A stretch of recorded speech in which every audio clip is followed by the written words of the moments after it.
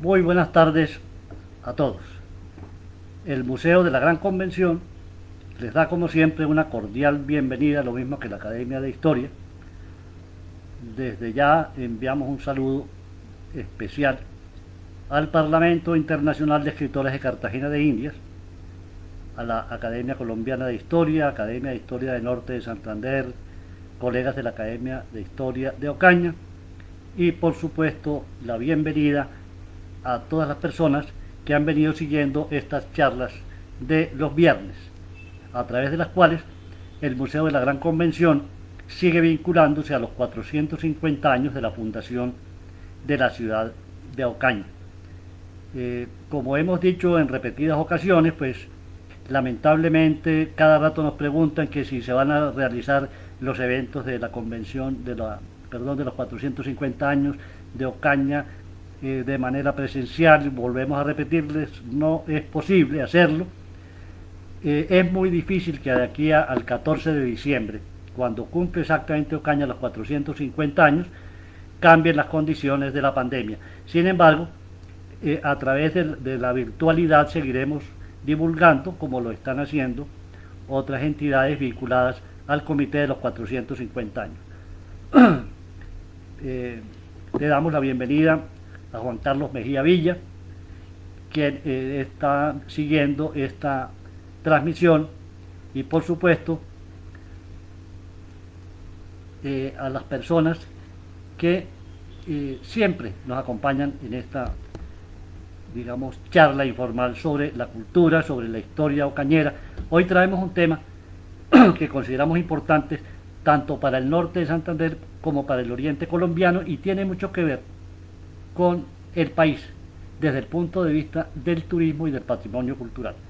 Se trata de la ruta de la Gran Convención de Ocaña, que viene siendo una ruta de patrimonio cultural, pero también una ruta de turismo. Entonces ese tema es muy importante porque, entre otras cosas, con los 450 años de fundación de Ocaña, se reactiva la ruta de la Gran Convención, que empezó a gestionarse hace mucho rato.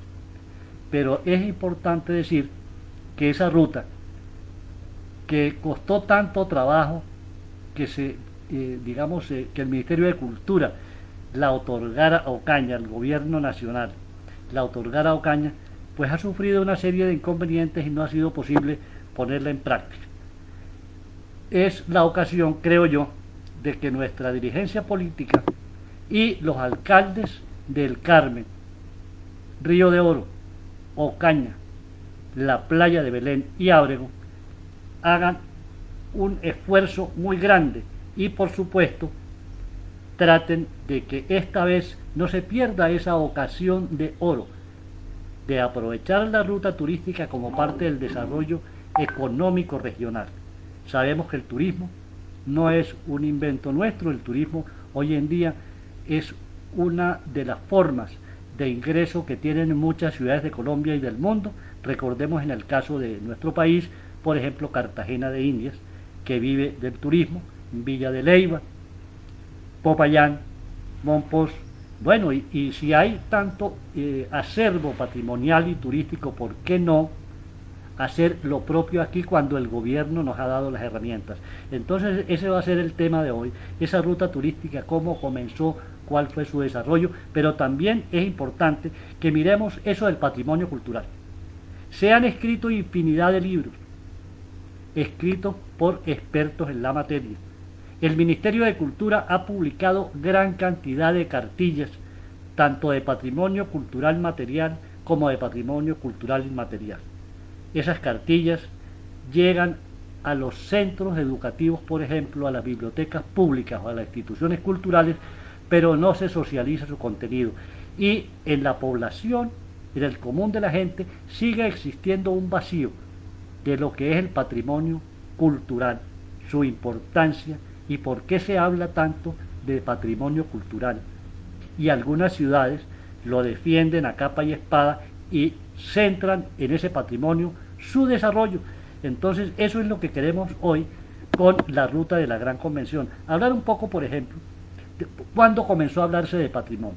Y la noción no es muy antigua, la noción es relativamente nueva y tiene que ver con la devastación que sufrieron las ciudades europeas durante la Segunda Guerra Mundial. Recordamos los bombardeos indiscriminados a las ciudades grandes de Europa, Inglaterra, París, España incluso, porque España incluso sufrió, aunque no participó directamente en la Segunda Guerra Mundial, sí hubo un bombardeo, por ejemplo, en la ciudad de Guernica. Recuerden el famoso óleo de Picasso o la pintura de Picasso sobre los destrozos de Guernica por la aviación nazi. En el caso de Rusia, pues Moscú, Leningrado y otra cantidad de ciudades rusas sufrieron también ese bombardeo. Berlín quedó prácticamente arrasada. Y bueno, termina la Segunda Guerra Mundial y las personas comienzan a interesarse por la recuperación del patrimonio. ¿Por qué? No se usaba todavía el término vamos a rescatar el patrimonio. Lo que se entendió es que esa destrucción significó también una grave pérdida a edificios antiquísimos, a monumentos históricos que eran como íconos de cada una de esas poblaciones. Entonces, esa Segunda Guerra Mundial es la que va a generar una reflexión sobre la necesidad de invertir para volver a recuperar esas ciudades. Y prácticamente en 1946 la ONU comienza a tocar el tema de la recuperación de ese patrimonio destruido. Pero únicamente se tiene en cuenta el patrimonio material, es decir, la arquitectura destruida, casonas, edificios, monumentos. No se tocaba para nada el patrimonio inmaterial todavía. Y eso viene a ocurrir más o menos en 1970, cuando ya la noción del patrimonio inmaterial, como también muy importante, comienza a ser parte de esas agendas internacionales. Llega esa conceptualización que se hace a América Latina, y también aquí en América Latina los países comienzan a incluir dentro de sus agendas legislativas, dentro de sus constituciones, dentro de su legislación, esa noción de patrimonio cultural y la necesidad de su preservación, defensa, investigación y divulgación. ¿Cómo se toma en Colombia concretamente? Pues la verdad es que ya había normas que defendían el patrimonio antes de la Constitución del 91, sobre todo patrimonio arqueológico y el patrimonio digamos, de lugares que tenían una representatividad nacional muy grande. Pero es la Constitución de 1991 la que va ya a tocar el tema directo del patrimonio cultural, y comienza, por ejemplo, el artículo 71, donde habla que el patrimonio debe hacer parte de los planes de desarrollo de los municipios colombianos. Y ya vemos allí que comienza el desarrollo de una política pública de patrimonio cultural. El artículo 72 dice que el patrimonio está bajo la protección del Estado. En el año 1997 sale la ley 397, que ya es la concreción de la política de Estado concreta. Es la Ley General de la Cultura, que crea, entre otras cosas, el Ministerio de Cultura, y ya va a tomar de una manera más directa y concreta la noción de patrimonio como política pública. Esa ley 397 del 97 es posteriormente reglamentada por la ley 1185 del año 2005, que adiciona la ley 397, por supuesto. Y ya ahí las nociones están mucho más claras, hay un desarrollo legislativo mucho más concreto, mucho más especializado en materia de defensa del patrimonio cultural. Es así como surge la política pública de patrimonio en Colombia. Proviene de Europa, de la devastación de la Segunda Guerra, llega a la América Latina y se involucra dentro de las legislaciones correspondientes.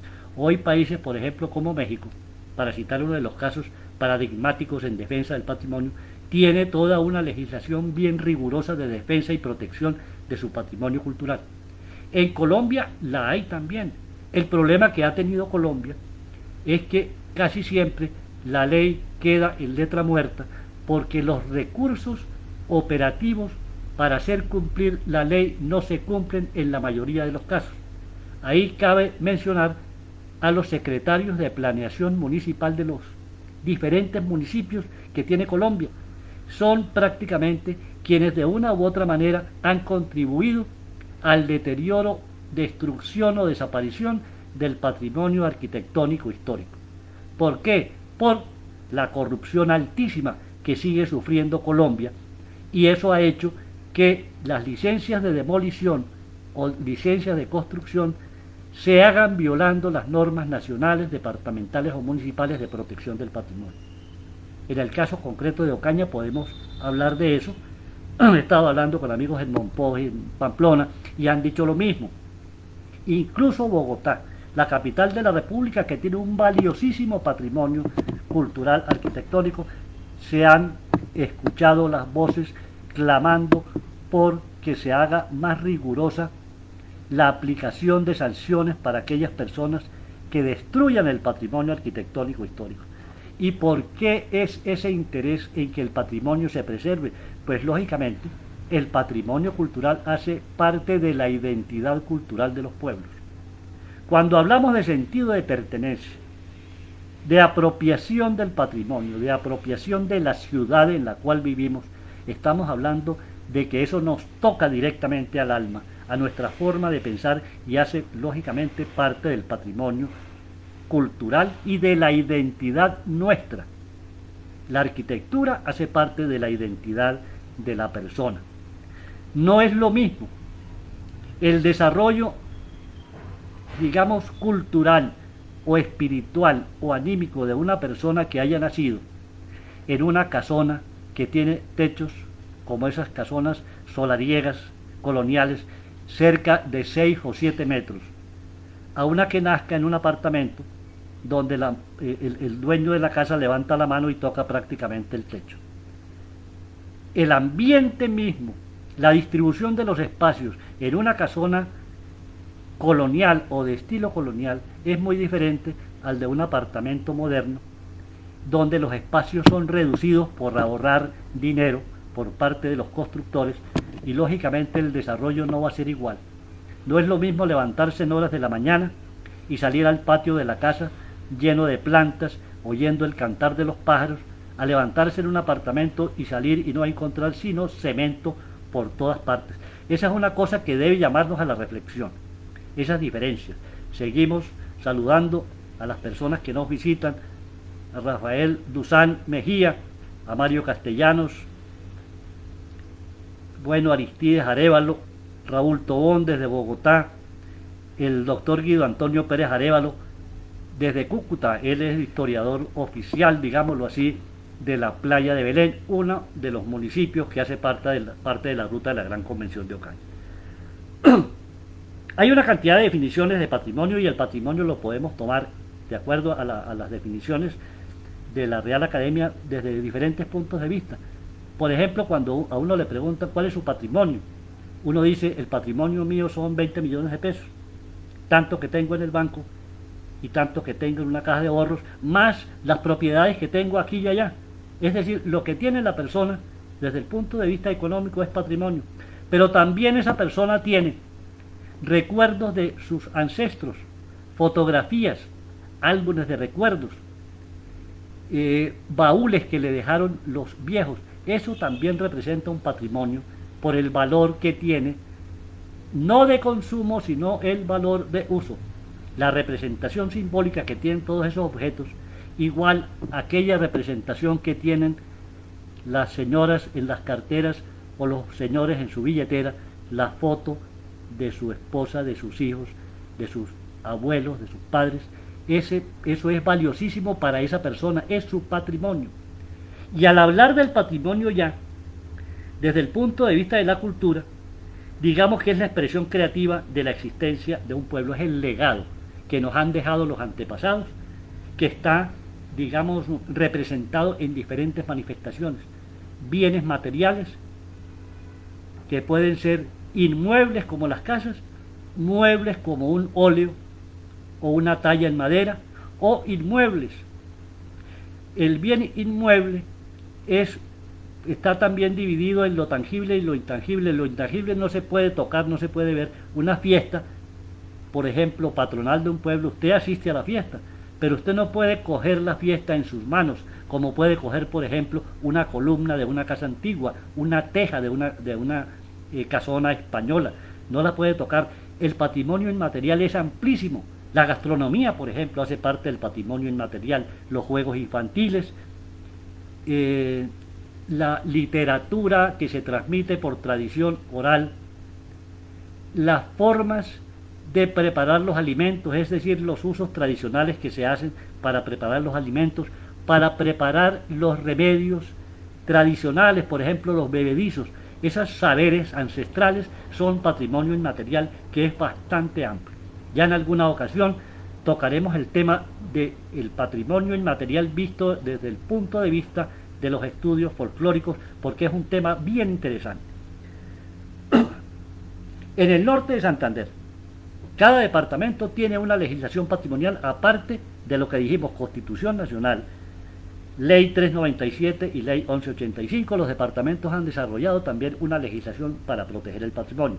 En el caso del norte de Santander está el decreto 1144 del 2003 de la Gobernación del Norte de Santander, que declara como patrimonio departamental o bienes de interés cultural departamental casi todas las iglesias y los parques principales de los 40 municipios del departamento. Esa es una de las formas en que el norte de Santander trata de proteger el patrimonio. Ese decreto trae una serie de consideraciones muy interesantes. Por ejemplo, una persona, para poder intervenir un bien declarado patrimonio departamental, tiene que solicitar autorización al Consejo Departamental de Patrimonio.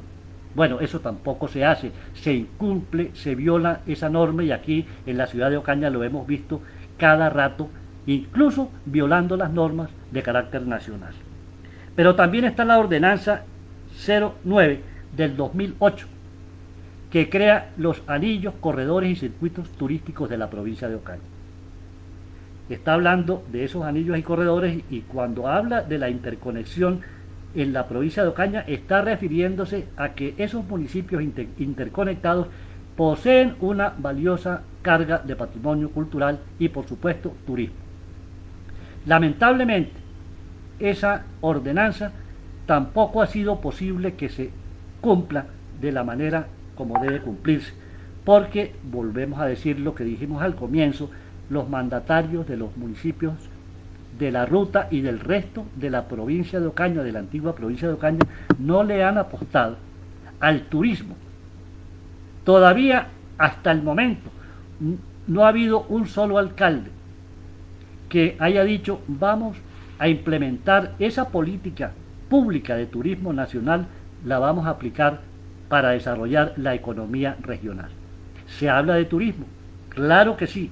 La Universidad Francisco de Paula Santander ha hecho algunos estudios, la Cámara de Comercio ha hecho sus aportes, hemos publicado guías turísticas de Ocaña, el SENA ha hecho capacitaciones para guianza turística.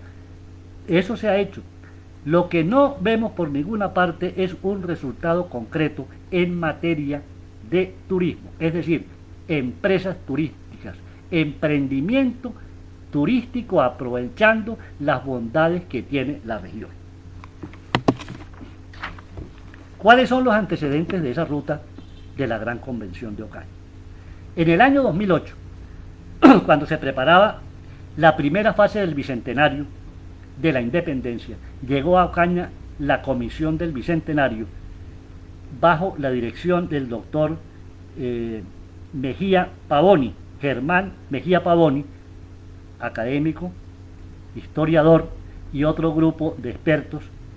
Y en esa ocasión, en el 2008, la Asociación Juan C. Pacheco, Vigías del Patrimonio Cultural, le propuso a esa comisión la creación de la ruta de la Gran Convención de Ocaña. Y afortunadamente no cayó en oídos sordos, porque un año después, en el 2009, durante la segunda Semana Cultural de la Gran Convención de Ocaña que realizó la Academia de Historia, se concretó por parte de la Comisión del Bicentenario la ruta de la Gran Convención.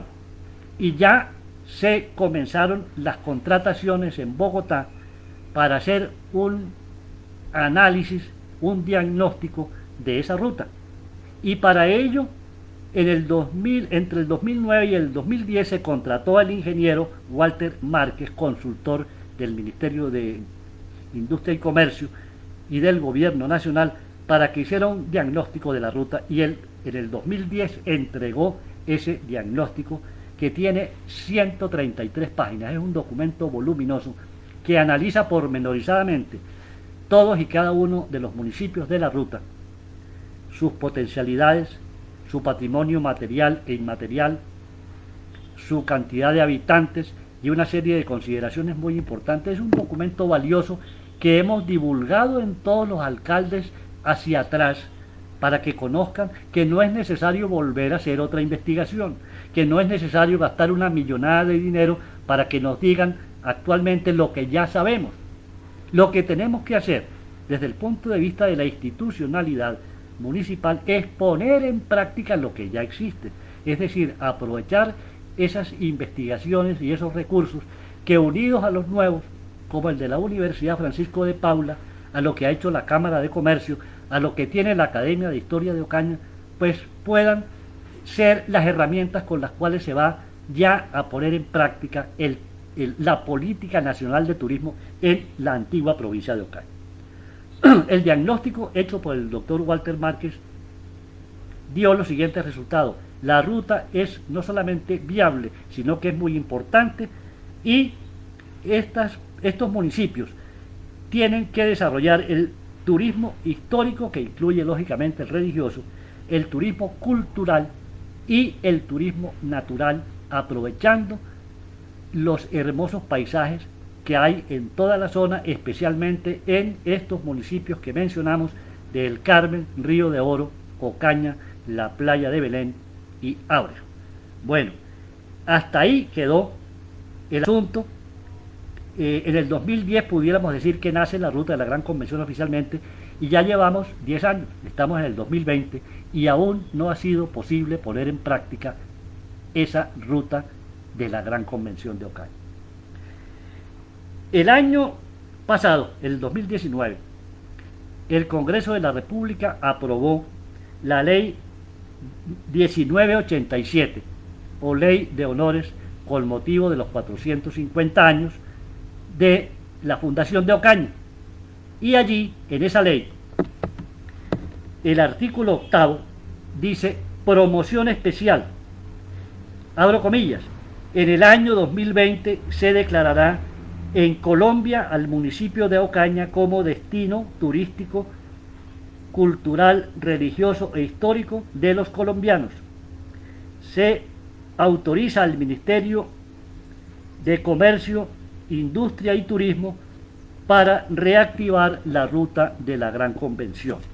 Y bueno, dentro de ese contexto legislativo de la ley 1987 se hablaba también de arreglar el camino tradicional que usaban o usan todavía los peregrinos hacia el santuario de Nuestra Señora de las Gracias de Torcoroma, un trayecto bastante empinado que ha sido usado desde épocas del virreinato de la Nueva Granada, porque parte de ese camino hizo parte también de un camino real que conducía hacia Pueblo Nuevo, y de allí bajando hacia Los Ángeles, bajando la cordillera hacia Los Ángeles y pasando el río Magdalena, se llegaba a la zona minera de Antioquia, a los municipios de Zaragoza, Remedios, etc.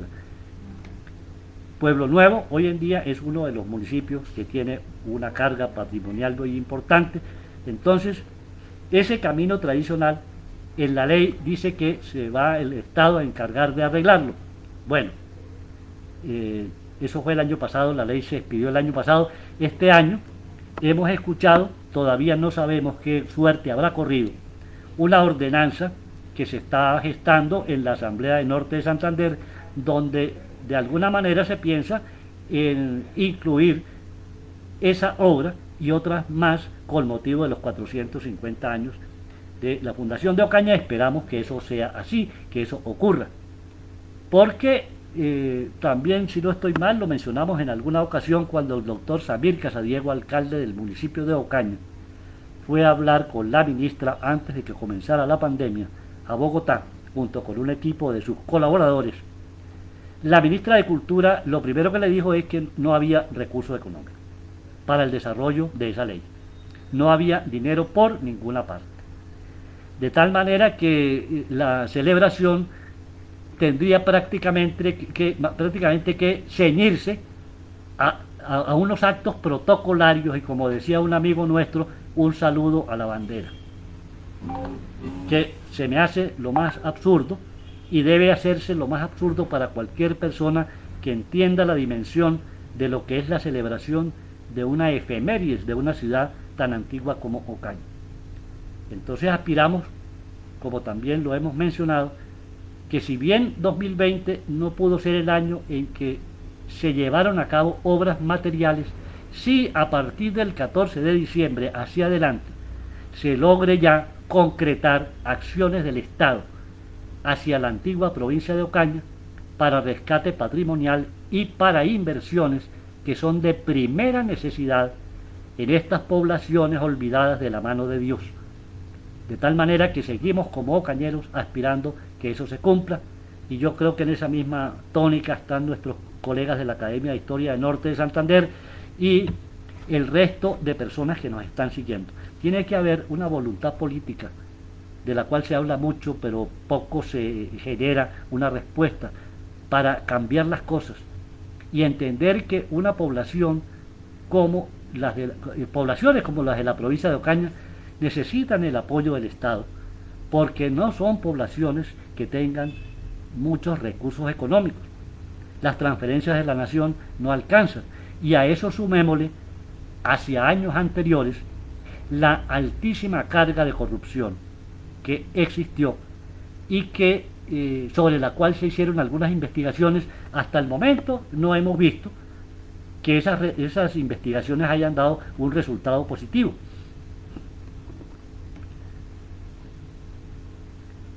Dice don Mario Castellanos que al municipio de Ocaña, a través de la Secretaría de Educación, Cultura y Turismo, le corresponde adoptar la política pública turística, claro, pero también nos corresponde a todos presionar para que eso ocurra. Este año, cuando se hicieron las mesas de trabajo para organizar el plan de desarrollo municipal, el tema del turismo salió a flote, y creo que el doctor Samir Casadiego está interesado en que no vaya a pasar su administración sin haber al menos comenzado la implementación de la política pública de turismo en la provincia de Ocaña. Me parece que eso es absolutamente importante. Entonces, esa ley 1987 está por ejecutarse y nos muestra un panorama desde el punto de vista de la escritura muy interesante, más no desde el punto de vista de la implementación, porque entre otras cosas, cuando uno escucha hablar a algunos senadores nortesantanderianos y de la región que tuvieron que ver con la ley, pues caramba, como que hablan de todo menos de la ley. Y si a eso le sumamos que se atravesó la pandemia, pues entonces ahora dirán que el problema de la supervivencia es más importante que cualquier otro tema, y quedará entonces relegada la ley de honores de Ocaña. Pues vamos a buscar alguna forma para que la misma ciudadanía, la sociedad civil de Ocaña, los ocañeros radicados en la capital de la República, en Cali, en Medellín, en Barranquilla, en Cartagena de Indias, en Bucaramanga, en Cúcuta, hagan presión ante los ocañeros o las personas de la provincia de Ocaña que ocupan altos cargos en el gobierno, para que esa ley no se quede en letra muerta y no ocurra un desafuero como el que ocurrió cuando los 450 años de Ocaña, que por hacerle oposición al alcalde, algunos políticos locales casi dañan la conmemoración. Y estamos en una condición parecida. Ojalá Dios quiera que no ocurra eso. Decíamos que la ruta de la Gran Convención está conformada por 5 municipios. Queremos hablar Cuando hablamos de la ley 64 de 1849 que creó la provincia de Ocaña, esa ley tocaba una serie de poblaciones que estaban identificadas por varios factores comunes. Uno de ellos era que la mayoría de esas poblaciones había sido fundada por ocañeros a partir de 1570. La otra, que compartían tradiciones, usos, costumbres, gastronomía y hasta la misma forma dialectal del voceo. Eso hizo que esa región, creada con la provincia de Ocaña en 1849, fuera una región sólida que tenía intereses comunes, incluso desde el punto de vista económico, porque pusieron en práctica lo que se venía gestando desde la época del virreinato.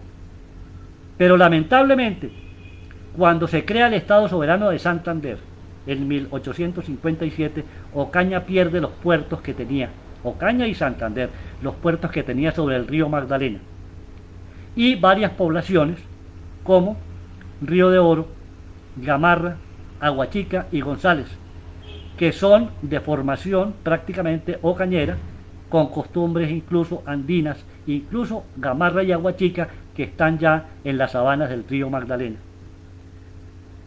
Hoy en día, estos municipios, estos 5 municipios de la ruta de la Gran Convención, El Carmen, Río de Oro, Ocaña, La Playa y Ábrego, mantienen esa, digamos, unidad desde el punto de vista cultural.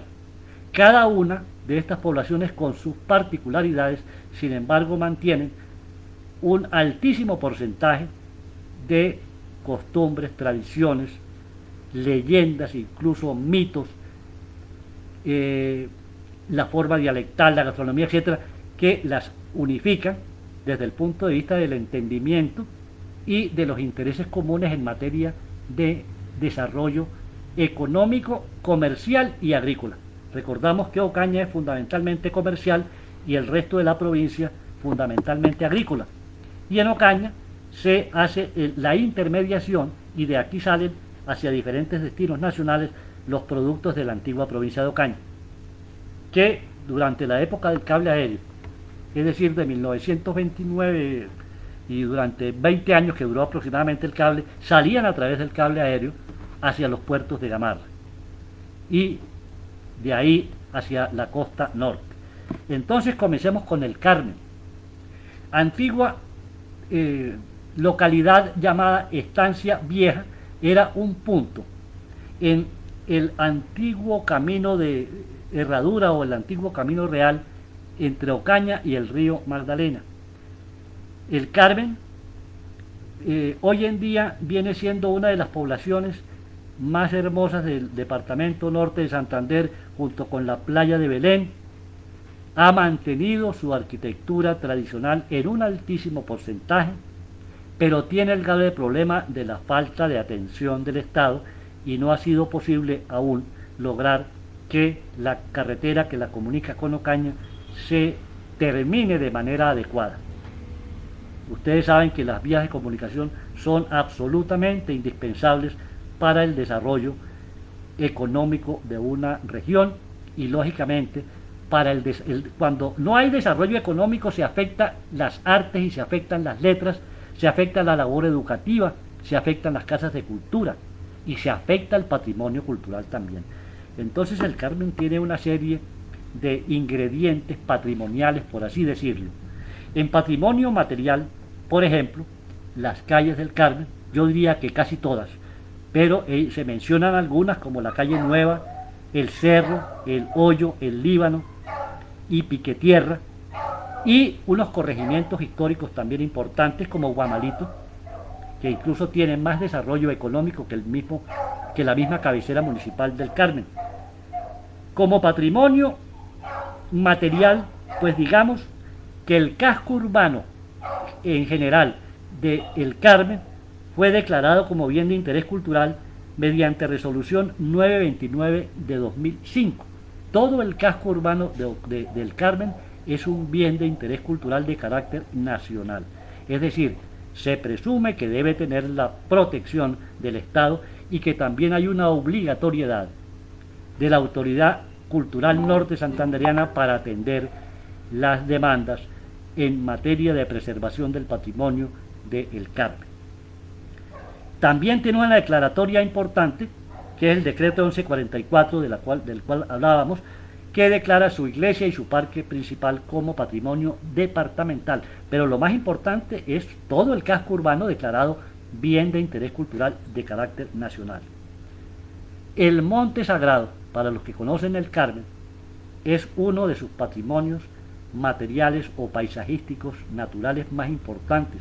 La población está prácticamente enclavada en la montaña, en ese Monte Sagrado, que tiene también una cantidad de tradiciones y leyendas antiguas hermosísimas que deben conservarse.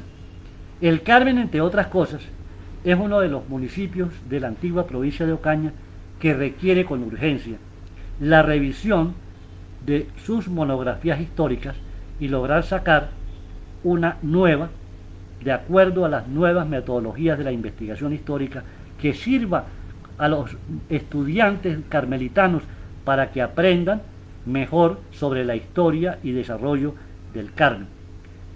Es la cuna de uno de los felibres, del grupo de los felibres, don Enrique Pardo Farelo, denominado en la literatura Luista Blanca. Su trayectoria como cuentista y novelista traspasó las fronteras de la provincia de Ocaña y ha sido citado en diferentes ensayos críticos como uno de los cuentistas de cuento provincial más destacado. Hace parte de varias antologías y es un personaje importantísimo que es como el ícono en el Carmen. En cuanto al patrimonio inmaterial, pues están las fiestas patronales de la Virgen del Carmen, patrona de ese municipio, y las fiestas del Santo Ángel. Tiene también una cantidad de paisajes naturales, pozos, riachuelos, esplendorosos, que de pronto no están recibiendo la atención debida por parte del gobierno nacional y, por ejemplo, la corporación de la región de la frontera nororiental, Corponor, que le tiene una deuda muy grande a los municipios norte santanderianos porque no ha aplicado debidamente la defensa de la naturaleza, de los recursos naturales, como debe ser. Por eso en alguna ocasión ustedes recordarán que el gobierno nacional incluso pensó acabar con las famosas corporaciones autónomas regionales por el poco resultado que estaban dando. Pues aquí en este caso de los parajes naturales se requiere con urgencia la mano de Corponor para que detenga, por ejemplo, la deforestación, la tala indiscriminada que está denunciándose casi que diariamente en la radio local, y bueno, haya una sanción contra estas personas que están atentando contra la naturaleza. Entonces, esa es la primera población de la ruta de la Gran Convención, el Carmen. Sigue Río de Oro, sur del Cesar. Río de Oro incluso fue provincia, la provincia del sur tuvo una importancia política bastante destacada hasta que ya los cambios también de la política y los ordenamientos territoriales hacen que vaya cambiando completamente la mecánica de la política y aquellas poblaciones que fueron importantes en un momento pasen como a un segundo plano, pero hoy por hoy Río de Oro se considera la capital cultural del departamento del Cesar. Tiene un patrimonio material e inmaterial valiosísimo y también tiene declaratorias. La última fue la de la Iglesia mediante la ley 2017 de este año de 2020. Entonces se declara como un bien de carácter nacional por ley de la República esa iglesia, que contiene el óleo, el lienzo, copia del que hay en Chiquinquirá, pero es una copia también de la época virreinal, de 1600 y pico, es decir, un óleo que ha venido sirviendo como punto de concentración de la fe de los riodorenses y alrededor de la cual, junto con el convento de los agustinos, prácticamente nace Río de Oro como poblamiento. Los riodorenses celebran el 1 de agosto como su fecha de poblamiento oficial, Según ellos, pues en 1658 fue que se trajo el óleo de la Virgen del Rosario a Río de Oro. Pero ya investigaciones más profundas sobre el origen oficial de Río de Oro, del poblamiento, porque no fue fundación sino poblamiento, ya nos dan una fecha que está más o menos entre 1800 y 1802, cuando oficialmente se realiza el poblamiento. Eso no quiere decir que hacia atrás no haya existido ya el sitio de Río de Oro y vecinos ocupando el entorno al convento de los padres agustinos. Patrimonio material de Río de Oro. Lógicamente, la iglesia de Nuestra Señora del Rosario, que fue declarada Monumento Nacional este año. El claustro de los agustinos, que está allí en la plaza, al lado de la alcaldía municipal. Ese claustro debiera, a mi juicio, restaurarse y, digamos, buscar la manera de que quede independiente de las oficinas administrativas para que pueda ser visitado con facilidad por parte de los turistas. El Parque Francisco de Paula Santander, un punto de encuentro ciudadano muy interesante, donde permanentemente van las personas de la tercera edad, los niños, las personas comunes a sentarse, a dialogar. Todavía guarda esa esencia provinciana, sabrosa, de la charla, de la tertulia en la calle, de la tertulia en el parque, y por eso el parque para Río de Oro es tan importante.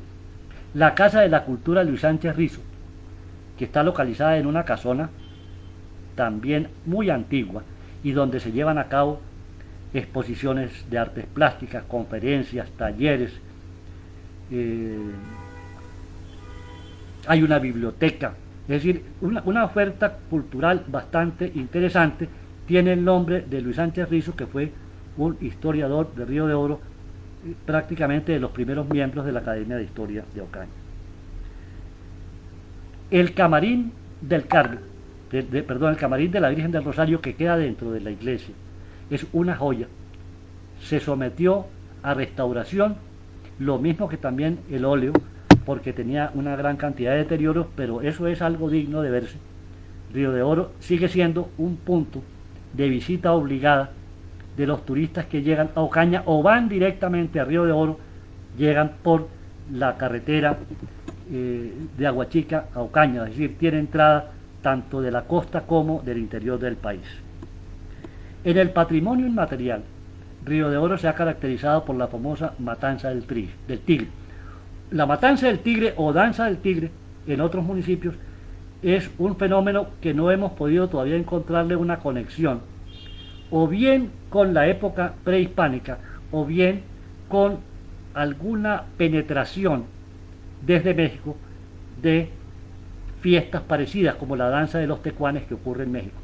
Pues bien, allá en Río de Oro se lleva a cabo esa matanza del tigre, y en torno a ella se genera todo un flujo de artistas y de artesanos que elaboran una perfección de máscaras que son utilizadas por las personas que aparecen en esa danza, en esa fiesta del tigre, que vale la pena en Facebook o en YouTube. Hay una cantidad de videos sobre la danza o la matanza del tigre en Río de Oro que vale la pena que las personas que nos están en este momento siguiendo las observen, porque realmente es algo singular, y hay algunos escritos sobre el origen aproximado de ese festejo, que para algunos investigadores data más o menos de mediados del siglo XIX, pero es posible que eso sea mucho más antiguo y sea como una reminiscencia de la época prehispánica,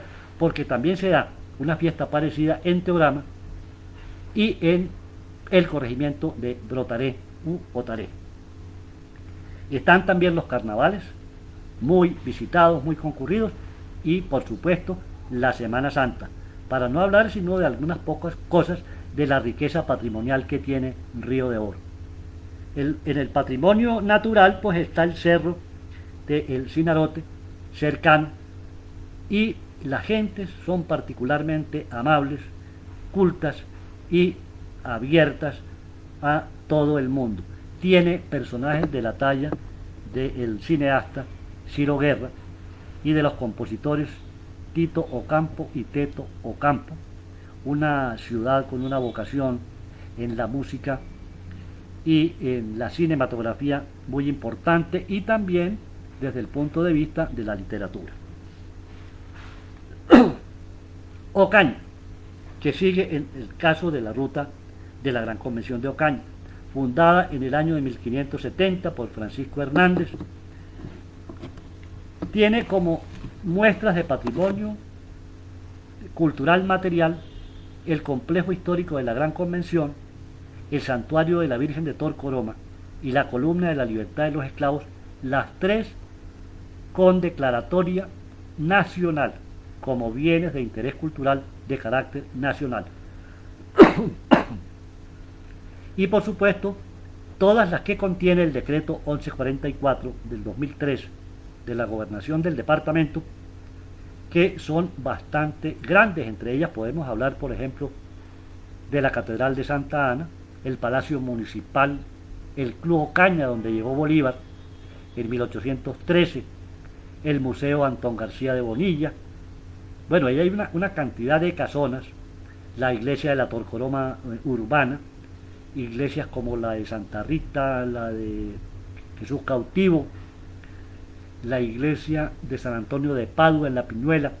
El patrimonio material que tiene es bastante grande, aparte de los monumentos y estatuas, como el monumento a Cristo Rey y a la Santa Cruz, los bustos en mármol de Carrara de José Eusebio Caro y de Margario Quintero, y todas aquellas obras de arte que están en el Museo Antón García y en el Museo de la Gran Convención de Ocaña, que datan más o menos del siglo XVII en adelante. Entonces hay una cantidad de patrimonio material y también el inmaterial, que es muy interesante: la fiesta de la Torcoroma, por ejemplo, la Semana Santa también, la fiesta de la Santa Cruz, el 3 de mayo, que data de la época del virreinato, y una de las últimas piezas importantes de patrimonio que fue restaurada es el retablo de la Catedral de Santa Ana, un retablo del siglo XVII, restaurado por el maestro Navarro Soto, y ese retablo muestra la riqueza artística de artesanos tanto de Mompox como de Ocaña. Hoy en día pues es una pieza invaluable que afortunadamente se logró conseguir el recurso para su restauración. Entre el patrimonio inmaterial también tenemos los carnavales, que datan de 1945 a la usanza barranquillera, el desfile de los genitores, muy importante, tal vez el único evento cultural de renombre departamental, y las fiestas patronales de las que hablábamos. Sigue la playa de Belén, fundada en 1862. Tiene una historia también muy interesante, y el doctor Guido Pérez Arévalo, que nos está acompañando, escribió precisamente una monografía histórica extraordinaria sobre la playa de Belén, donde relata desde la parte prehispánica hasta los últimos sucesos de índole política, cultural e histórica que han tenido ocurrencia en ese municipio. Una tierra también de músicos, también de intelectuales, como los sacerdotes dominicanos, que han sido, digamos, como la representación nacional e internacional de Río de Oro ante Colombia y el mundo. Cantantes como las hermanitas Pérez, Yolanda Pérez, también de la playa de Belén, y bueno, tiene una serie de, digamos, de personajes y de hechos históricos significativos. Y hay en la playa de Belén, desde el punto de vista del turismo nacional y el patrimonio natural, el área única natural de los estoraques, una formación geológica bastante antigua, milenaria, donde los turistas acuden con frecuencia. Ha sufrido algún deterioro durante los últimos años y se requiere que Parques Nacionales vuelvan nuevamente a poner sus ojos sobre el área única natural para que se recupere ese patrimonio para los colombianos. Está pegadito, cerquitica al casco urbano de la playa de Belén. Y está también una formación arbórea nueva, que son los pinos, donde hay una serie de artefactos para diversión de la gente muy visitados. La población, igual que el Carmen, fue declarada el casco urbano del Carmen como bien de interés cultural de carácter nacional, igual mediante la misma resolución 929 del 2005. Y allí se ha logrado, digamos, que desarrollar una política turística y patrimonial un poco más avanzada que la del Carmen. Tal vez pienso yo que por el mismo interés de las personas que han estado a cargo de la Casa de la Cultura, algunos mandatarios de la alcaldía que han estado pendientes de eso, entonces todo eso ha contribuido para que se mantenga la arquitectura sin daño, como ha ocurrido en otras ciudades. En cuanto al patrimonio inmaterial, están las fiestas del retorno, las fiestas de Nuestra Señora de las Mercedes, y también en la parte de la materialidad, la parte arquitectónica, la casa de Patatoque, el templo de Aspacica, que es corregimiento de la playa de Belén, y fue una población de indios. La Casa de la Cultura Jesús Alonso Velázquez, que permanentemente está llevando a cabo actividades culturales. Y en la continuidad de la ruta sigue Ábrego, lugar de existencia de indígenas turmeros, unaramas, oroques, etc. Hizo parte de varias encomiendas y se considera, de acuerdo a las investigaciones de José de la Cruz Vergel Jaimes, que su poblamiento oficial se produjo el 12 de marzo de 1810. Allí también se hizo una investigación a fondo bastante interesante que José de la Cruz logró concretar en varias de sus últimas publicaciones.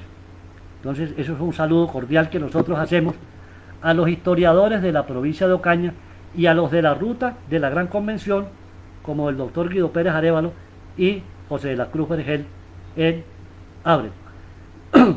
En el patrimonio material natural, Ábrego cuenta con Piedras Negras, un paraje que tiene una belleza exótica, porque es un terreno gigantesco que tiene una gran cantidad de moles de piedra oscura.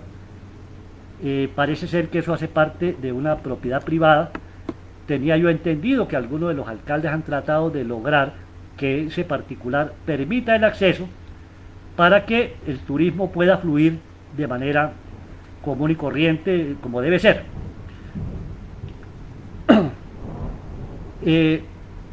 Como parte también natural está el famoso Pozo del Burro, y hay otra cantidad de pozos de agua límpida que deben también ser objeto de protección por parte de Corponor.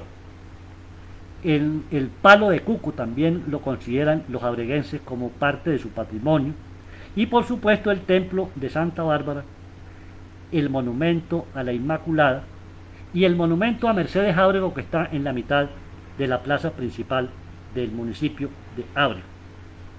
Fiestas, por supuesto, la de Santa Bárbara, patrona de ese municipio, la fiesta del Carmen y la fiesta de San Isidro, que por lo regular tiene lugar no solo en Ábrego, sino en la mayor parte de los sectores rurales de la antigua provincia de Ocaña.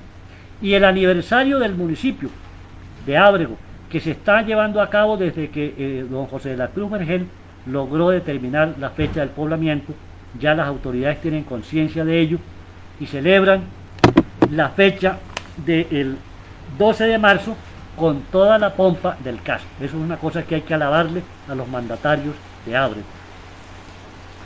Como declaratorias también está cobijada por el decreto 1144 del 2003 en cuanto a la iglesia y la plaza principal. Entonces, esos son los 5 municipios de la ruta.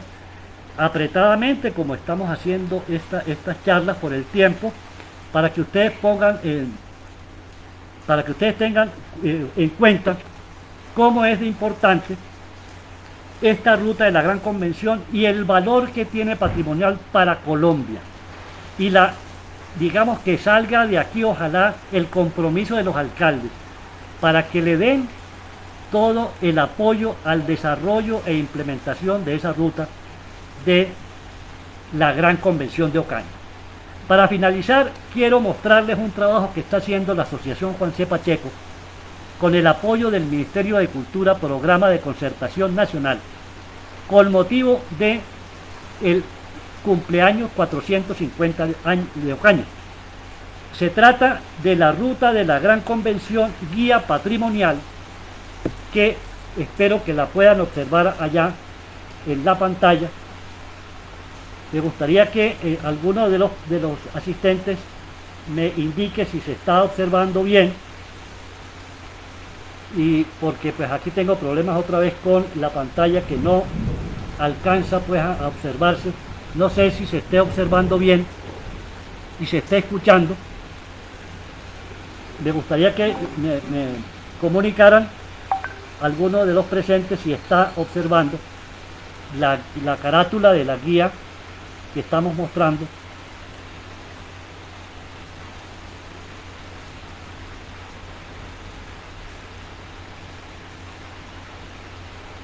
Esperamos pues que no se haya interrumpido la conexión.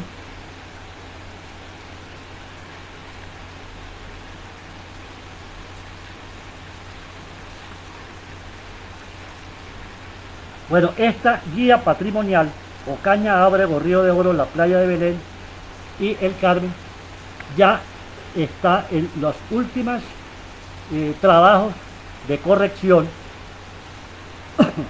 Vamos a tratar de mostrarlo así de manera general.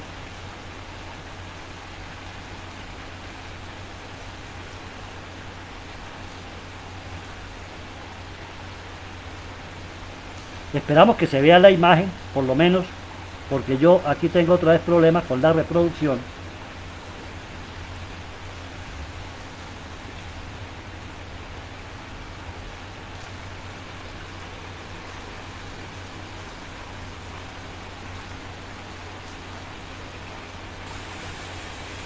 A ver si podemos ahí observarla.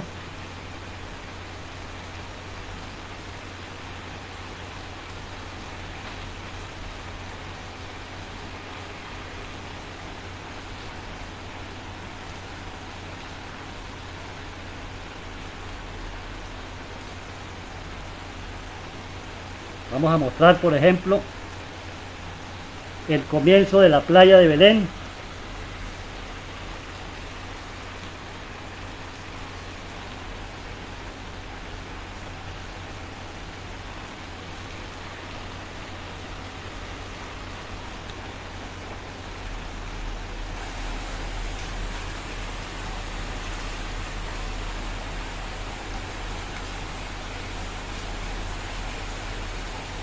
Piedras Negras, en Ábrego.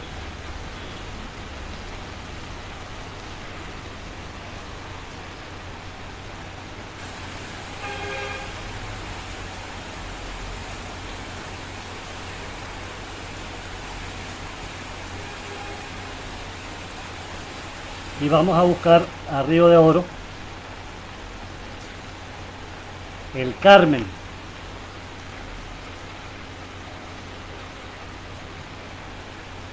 Y buscamos Río de Oro.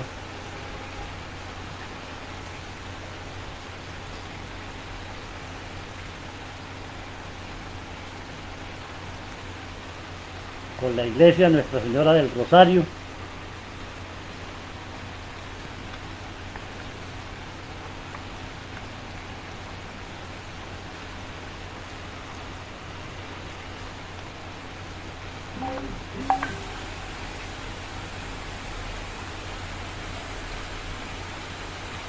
Bueno, ¿qué es lo que se está haciendo en este momento? Aparte ya de estar dando las últimas puntadas, digámoslo así, para que se finalice la edición.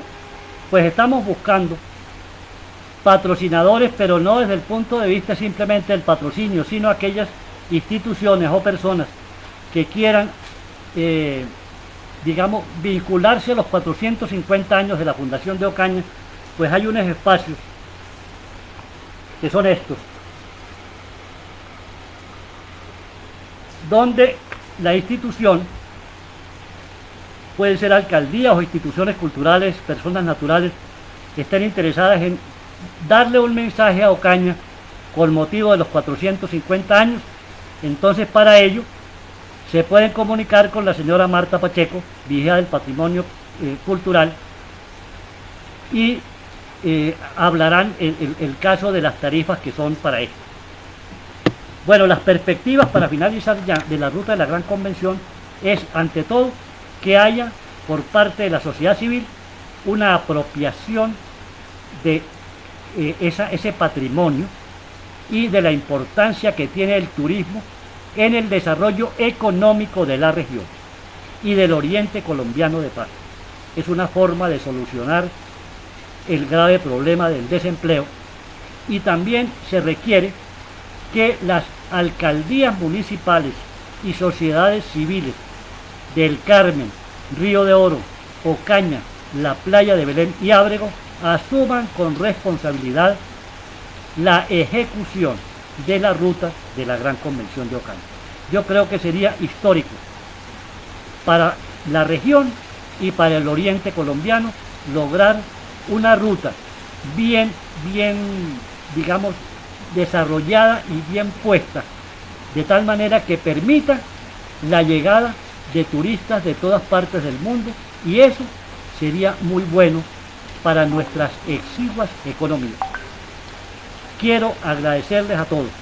Doña María Eugenia Beltrán, con mucho gusto estaremos dándole las saludes a Marta, y quiero agradecerles a Álvaro, a todas las personas que nos han acompañado hoy, por su paciencia para escucharnos, a Juan Carlos, a todas las personas que nos siguen cada viernes. El próximo viernes nuevamente un tema de interés, y si ustedes quieren proponer algún tema histórico que tenga que ver con los 450 años de la Fundación de Ocaña, con mucho gusto lo estaremos desarrollando aquí en este escenario. Muchas gracias a todos y que Dios los bendiga.